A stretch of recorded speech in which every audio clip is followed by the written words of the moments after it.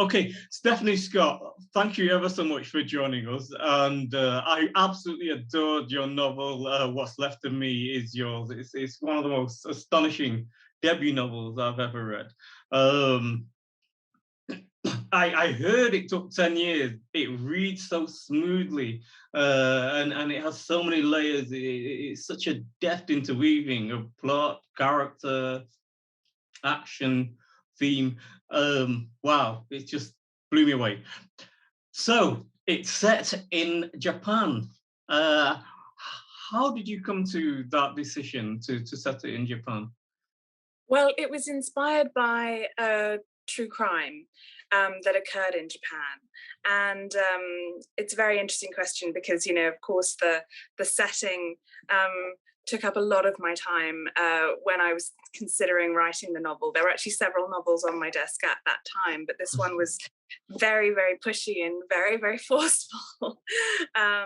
So it was inspired by a true crime that occurred in 2010 within the Japanese marriage breakup industry, where a wakare sasea, a Japanese marriage breakup agent, had been hired by a husband to seduce his wife and provide him with grounds for divorce. Only in the real case, the agent and the target had fallen in love, and they were going to live happily ever after, but then she found out the role he played in the breakdown of her marriage. And when she tried to leave him, the wakare sasea agent, strangled her. So this is the crime that initially inspired my novel. And I have departed quite dramatically from the real lives involved. I wanted to give them a lot of distance. So and privacy, and so actually I've changed people's personal backgrounds, their professional backgrounds, their histories, their genders.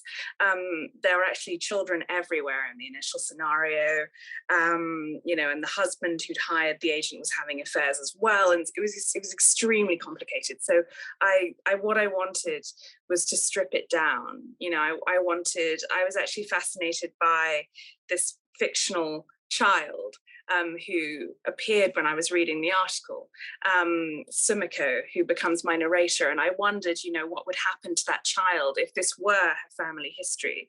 And she was raised in Japan, how would they have raised her? Would it have been kept from her?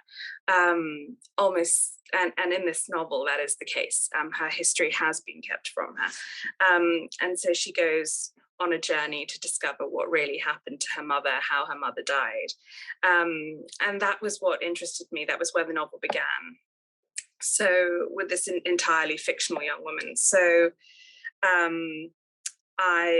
as I've said, I stripped everything down, focused on Sumiko, her mother, the lover.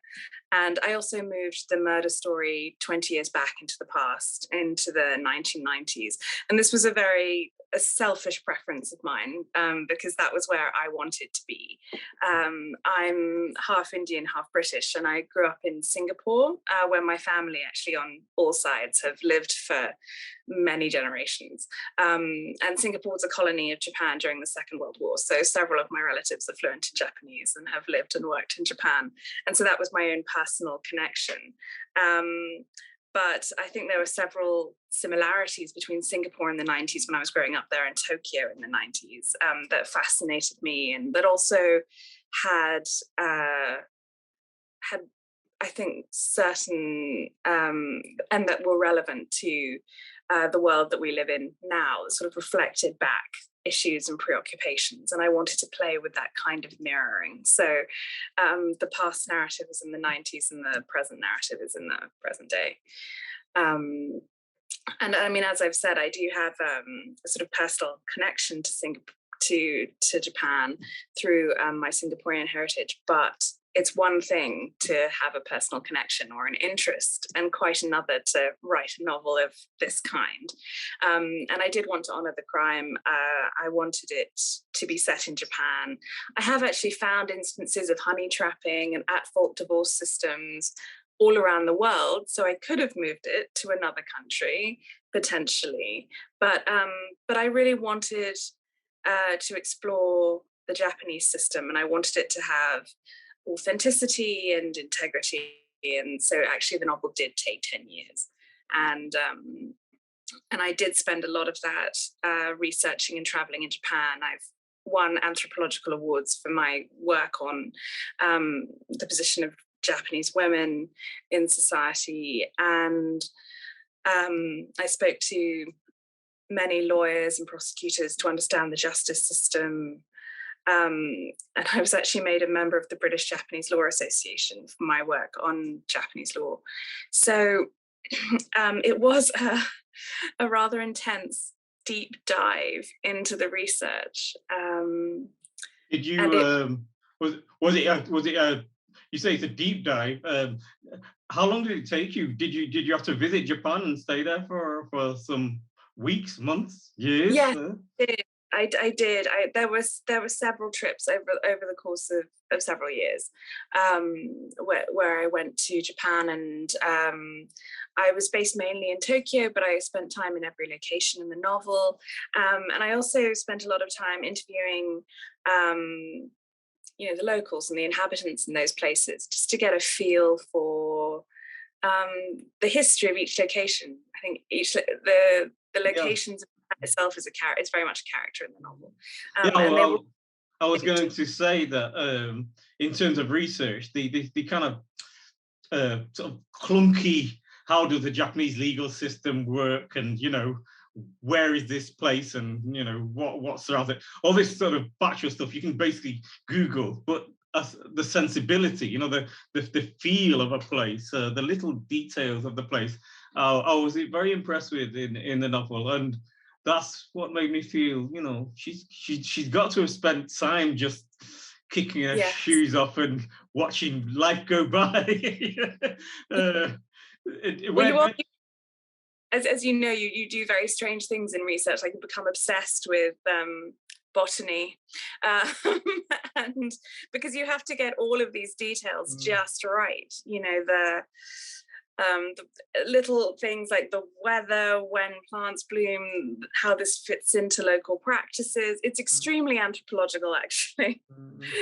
I think a writer has to become an anthropologist in many ways, particularly when you take on a specific culture. And at the same time, another way, I guess we've just gone into the area of research, sort of slid into it. But I was thinking about how we have, I've never been to Japan. I might have a preconception about Japan based on the factual news reports, things like that. Did you read, or have you read much Japanese literature or poetry? Is there a kind of sensibility that you kind of feel may infuse the writing if you're immersed in the writing in that way? How does that work? The sort of the anthropological go there, do the research, and the kind of let's read the literature. I don't know. Can we give it a percent? I don't know. Very crude. Oh my goodness. I'm not sure that I can give you a value, a numeric value, but certainly I have read a lot of Japanese literature. I've actually, so all my degrees are in literature, and I worked in banking for a time before becoming a writer, but it was really banking that was the aberration, and not the returning to fiction, which is home for me. So yes, I have read a lot of Japanese fiction. I write poetry. I also sort of have won a competition for one of my haikus. So that is something that has very much informed my practice. But I suppose just as the central idea at the heart of the novel really is love in all of its forms, and it started with the idea of could you love someone and kill them, and then Tolstoy's idea that there are as many different kinds of love as there are people, and then all of the different relationships within the novel and their approach to love. And I suppose but this love in itself is the study of love has a more universal resonance. And so similarly, just as, you know, a lot of the themes in the novel are universal, so the literary influences are very international as well. It's very much a global book, I suppose, because, you know, I'm mixed race, but I've also lived in many different countries. And so I think that was the flavor it was bringing to it. In terms of Japanese fiction, it's actually probably it's not restricted to genre, is what I wanted to say. My reading isn't restricted to genre in any way. There is a noir flavor. When we were selling the book in America, it was sold under a preempt to Doubleday. And when I met with the editor, she said, well, can you sum it up? You know, what does it, you know, in just a phrase, in terms of everything, can you sum it up? And I said Anna Karenina meets pulp noir. And so what a lovely summary. Thank you. It was quite crazy at the time. It was just what came into my head and came out of my mouth. That's elevator pitch, you know, you got to get it in 5 seconds. Absolutely. You know, and I've often analysed and deconstruct these things, but I've kept it and gone with it. And there are elements of noir and you know, detective fiction and crime fiction. But I think the Japanese fiction that I'm most drawn to is, you know, it spans different genres in the way that this novel does. I really wanted to write across genre in this book. So it's, you know, a coming of age story. It's a story of mothers and daughters. It's a murder story. It's a police procedural. It has many different qualities, and that is the kind of Japanese fiction that I'm drawn to as well. So, and there's a huge range of it. So you could look at Yoko Ogawa and Revenge, you know, where again she's ruminating on murder and death and the afterlife of the living, but through many different relationships in many different ways. There's also Shuichi Yoshida Villain, which I loved, you know, where pretty much you know the villain from the beginning of the novel, but it's about character. It's character driven. There's also Fuminori Nakamura's The Gun, which is very much a Chekhov inspired, character driven story rather than. So these are novels about crimes, but they're not. Not I must crime confess, that this question of, you know, what genre does it fit into does sometimes feel like you're forcing a writer to choose when there's no need to choose. I'm amazed that the novel works so brilliantly. You know, it's both affecting and you have a sense of here is a storyteller who's on top of their game, in that you're safe in their hands. You know, they seem to know what they're doing all the way through, you know. And what fascinated me in terms of that structure, and not just the cross-genre element of it, but it was that there's such a mix of voices and of shifts in time and approaches. I think that the whole thing begins with a prologue that actually addresses the reader directly, seemingly at least, you know, and you're like, I kind of had this idea that, you know, how did you get it to all to sync and work? You know, like there's so many different methods, if you like, and techniques that are going on all at the same time.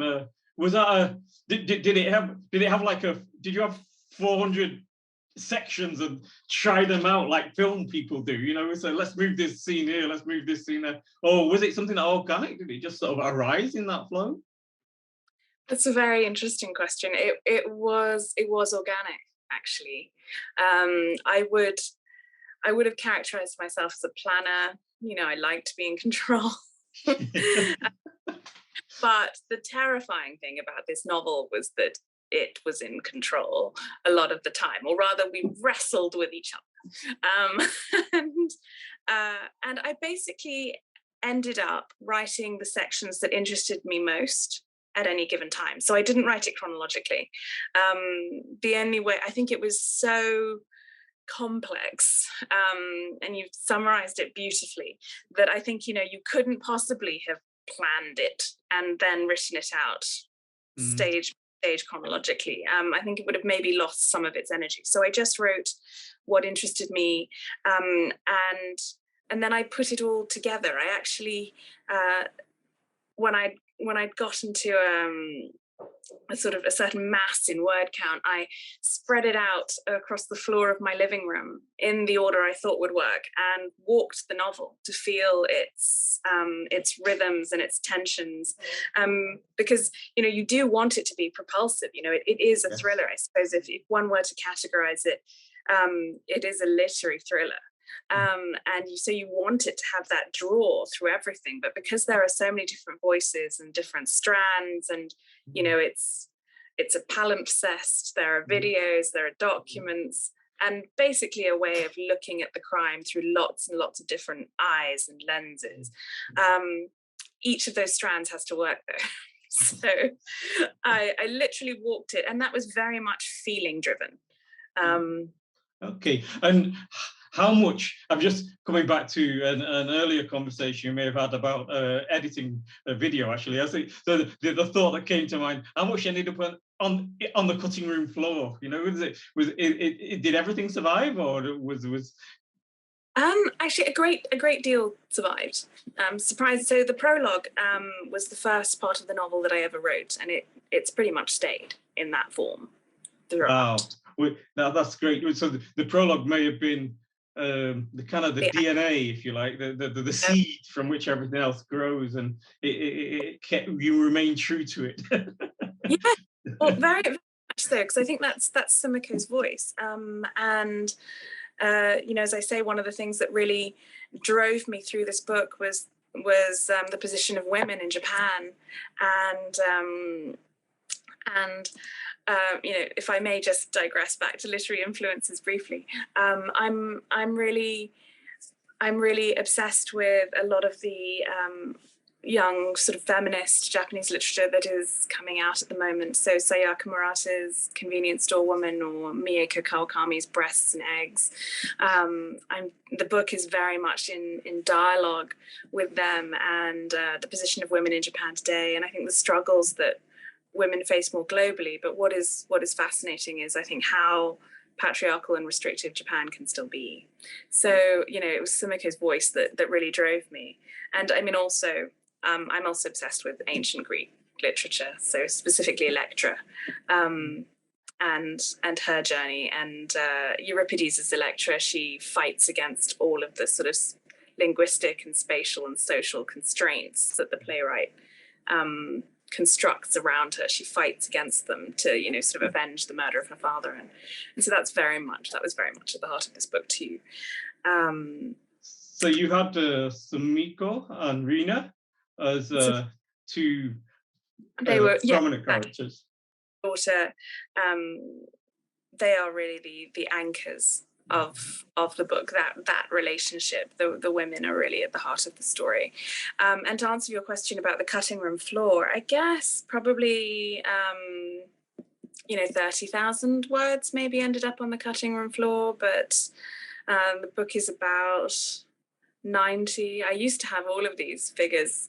I mean, I used to have every single line of the book in my head, but since having had a baby, it's always shoved out by this. It's a bit too much accountancy, probably for the literary world. Like I lost 32,000 at this and 465 there. I don't know. Sometimes numbers are a comfort when we're when we're in this sphere of sort of aesthetics where nothing's kind of ever certain. You retreat to numbers. Maybe it's me.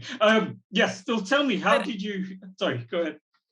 So actually, I retained a lot of the novel. I think the way I write is I have a lot of thinking time. My husband would call it doing nothing time, but I'm thinking. And then the drafts that I write are quite polished. The drafts that I write are quite polished from the get-go. And what I would do with a number of those scenes, particularly as I was researching, is that they would just evolve and develop. So they weren't necessarily cut. as such. Some of them arrived in a certain form and remained in that form, and then others evolved with research, and I, gave them layers. The ones that were sort of quite young, when I first wrote them, they would evolve and grow up, I think. I would also, I don't know if you do this as well, but I would have different versions of a certain scene. So there would be, in some cases, there would be 5 drafts of a chapter, all with different notes and nuances. And then you kind of have to put them away for a while and go and work on some other drafts and then come back to them and see which one you prefer. So there was a lot of line by line, paragraph by paragraph work. And I did as I said, I do love poetry, and I do write it quite private, but I wouldn't go so far as to say that I was a poet. But I did do a poetic draft for this book. So once all of the strands were, that doesn't surprise me. The intensity of this kind of, it's got a smooth surface, but a really intense interior hinterland. It's one of the fascinations of your prose style, actually, that it manages to do both at once. So yeah, I can understand where the poetry feeds that. I think when I write, I want every word to count. Every word has to earn its place. Then there can't be any baggage or unnecessary prose. So I do like it to be sort of sharp and intense. So just if I could ask you, choose one character. I was thinking of either Rina or Sumiko, but it could be Kaitaro, if I pronounced that right. Choose one of the characters and tell us how you developed that character, if you can remember. Just for those writers who are starting out in writing novels, your process will be interesting, I think. Oh no, thank you. Of course. Well, Sumiko, as I said, she probably arrived quite fully formed, actually, or certainly with a lot of her dominant characteristics there. I really heard her in my head, but the character that I had to build from the ground up, I didn't know anything about her when I started, was Rina. And she actually ended up being my favorite character, if we're allowed to have favorites. She's mine. And spent a couple of years building her, actually. Did you write her straight away, or did you just keep background notes on her moods or her histories? Or I know you can do that, actually, and it has, it's been suggested to me on courses that I've done that you do background notes, and I find them very, very helpful whenever I've done written exercises. But I actually didn't have a huge file of background notes on Rina. I didn't sort of write her history and then create. I wrote scenes with her, so I would imagine her and spend time with her in those scenes. So Rina is a photographer, and she's had to give up her photography in order to become a salaryman's wife and his hostess and a mother, and she's given up so much, and that loss starts to kill off parts of her. So I started by trying to rediscover or unearth those parts of her. And what I would do is I would walk around Tokyo with my camera. I became a photographer for the purposes of this book. Again, quite method, terrifyingly so. I could not have predicted that, by the way. I would not have told you that's the kind of writer I would be, but it turns out that I am. And I would walk Tokyo with my camera, and I would think, what would Rina see here? What does Rina see? What would Rina think? What does she want? What does she love? Beneath all of this repression, who is the person who's trying to break out, and what are the forces that have shaped her, and how does she respond to that? She has a very loving but very dominant father who's wanted her to study law. She's moved away from that. There are a huge number of pressures around her at all times. So I would spend time with her, and even she's married to a salary man. They work very long hours. He's rarely home. Even just very, very quiet moments when she's alone in the silence of her apartment and her daughter is at school. What does she think? What is the life she's built around her? What are the, even the objects around her? What does she think? How does she, how does she think of herself in relation to them? And so from these scenes, many of which actually ended up in the novel, I just got to know her until I knew her incredibly intimate. I like that idea of the building up a kind of physical knowledge, or having this going around with a camera as Rena. It's a kind of I don't know. It reminds me of a dancer that Stanislavski's method acting kind of thing, where you become the character and you're not allowed. Was it one of these Hollywood actors who sometimes would stay in character for the whole 24 hours on or off set?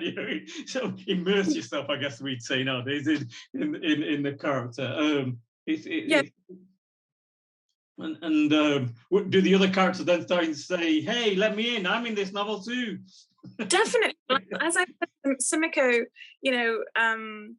she was very dominant. I almost felt that she, sat on my desk from the start and was like, "I have many opinions." And I was like, okay. Kaitaro, oh my God, Kaitaro talked to me constantly. Constantly. I could not shut him up. In fact, yes, and that was interesting because he had. I think there was a time writing the novel when I could have had Sumiko addresses the reader. I think for a really long time Kai wanted to address the reader too. I think if I'd let him, he could have gone on, these monologues, and I, which wouldn't have been very appealing. So I had to have words with him on several occasions and be like, "That's not how we're going to do it." And in the end, well, it's brilliant. It's brilliant. I sound quite unhinged, but in the end, I did these video interviews with him.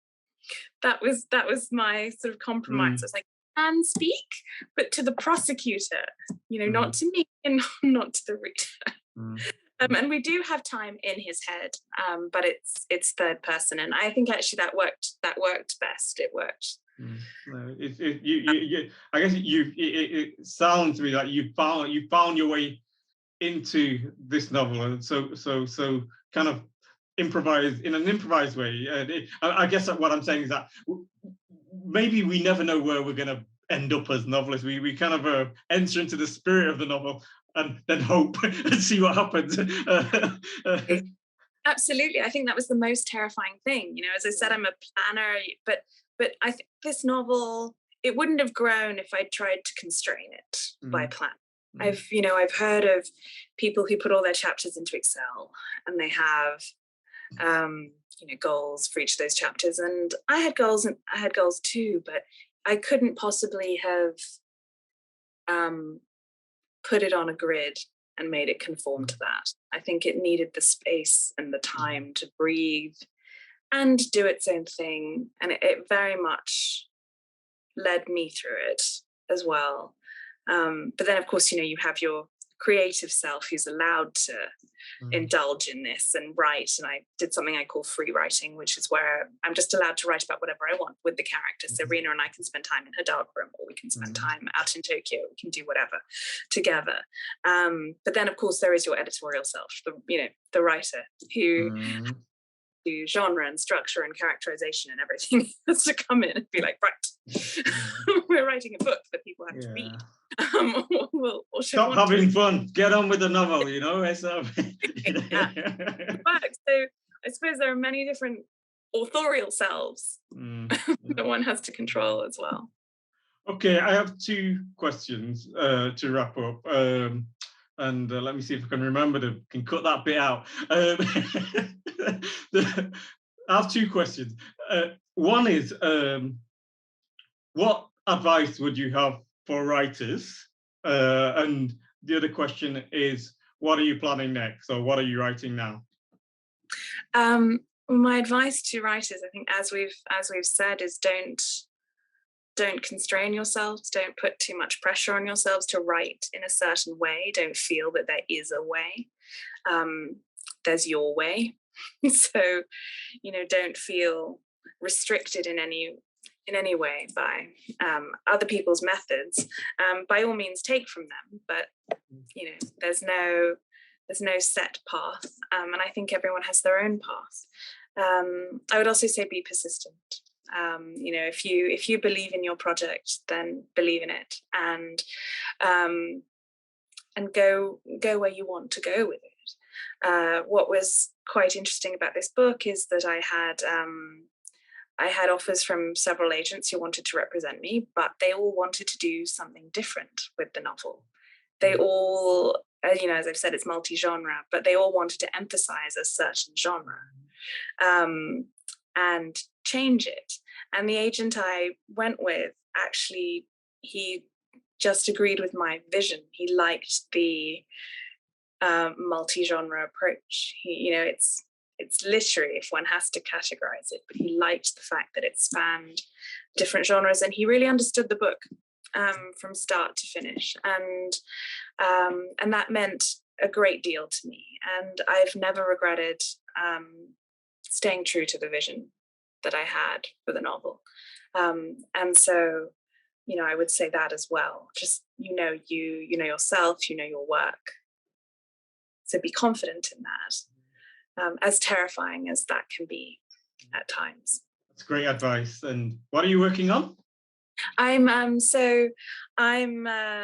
half Indian, half British, and I was born and raised in Singapore, where my family on the Asian and European sides have lived for several generations. And what I'm currently really interested in is my Indian grandmother's experiences of the Second World War in Malaysia.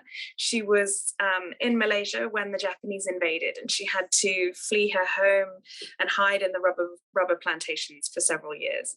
And during that time, she actually met a Japanese soldier and taught him English. But it's her trajectory that fascinates me, because she went from being a very young girl who'd been forced to leave her exams, and she couldn't take her A-levels. This upset her,